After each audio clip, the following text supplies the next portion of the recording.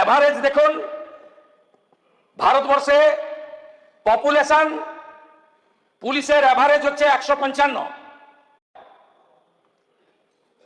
বছরের পর বছর ধরে নিয়োগ করেনি।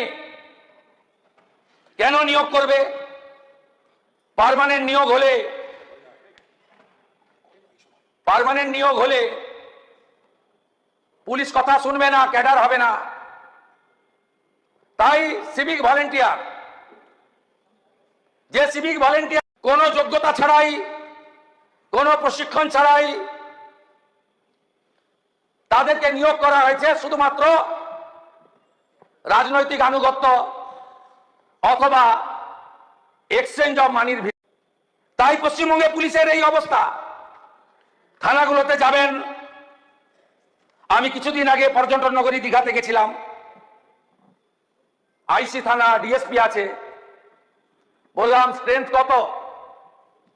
বলল 15টা কনস্টেবল।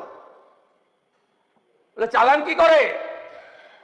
না, 400 সিভিক ভলেন্টিয়ার আছে। আপনি যেদিকে তাকাবেন অন্ধকার। ভ্যাকেন্সি দেখুন, স্যাংশন স্ট্রেংথ অর্থ দপ্তরের 1,21,344, মানে ডিএসপি থেকে জুনিয়র কনস্টেবল। ভ্যাকেন্সি কত? 43,073। নিয়োগ করবে না।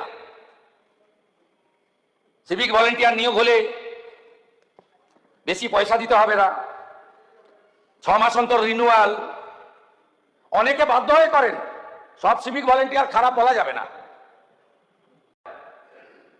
টিকিটা বেঁধে রেখেছে, সুতো ছেড়ে দিয়েছে, লাটাইটা হাতে আছে। অতএব রাজনৈতিক কাজ এবং তোলার কাজ যদি না করে তাহলে রিনিউয়াল হবে না। থানাগুলোর কি অবস্থা? ম্যাক্সিমাম থানা কোনো পরিকাঠামো হয়নি। আমি ডিজিপি সাহেবকে বলছিলাম, 15 বছর পেরিয়ে যাওয়া গাড়ি, যার ইন্স্যুরেন্স নেই, রোড ট্যাক্স নেই, 15 বছরের বেশি বয়সের গাড়ির ইন্স্যুরেন্স, রোড ট্যাক্স হয় না, জানেন, মোটর ভেহিকেল দেবে না। আমি বললাম 2-3 মাসের মধ্যে বদলে দেওয়া যাবে? আমার ধারণা ছিল 2-500 হবে। বলছে স্যার 1 বছর টাইম দিন। সব গাড়ি 15 বছর পেরিয়ে গেছে। যে কটা কনস্টেবল আছে তাদের না আছে ব্যারাক, না আছে তাদের খাওয়ার জন্য কিচেনের ব্যবস্থা। তারপরে তো ডিএ নাই, পে কমিশন নাই, বদলি নীতি নাই, ডাটা এন্ট্রি অপারেটর নেই। আধুনিক মডার্ন পুলিশ সিস্টেম কলকাতা পুলিশের কিছুটা আছে, বাকি রাজ্যের ভয়াবহ চিত্র। দাঁড় করাবেন কি করে? আপনারা দেখবেন পুলিশকেও ভালো করব আমরা। 16,000 নতুন কনস্টেবল পুজোর আগেই মাঠে নেমে যাবে।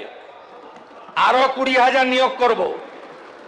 সব থানায় মহিলা হেল্প ডেস্ক হয়েছে, লোক লাগবে, ঠিক কথা মুস্তাফিজুর রহমান বলেছেন। মহিলা অফিসার দেব। সাইবার এখন সবচেয়ে বড় ক্রাইম, সাইবার সেল চালু করে দিয়েছি আমরা।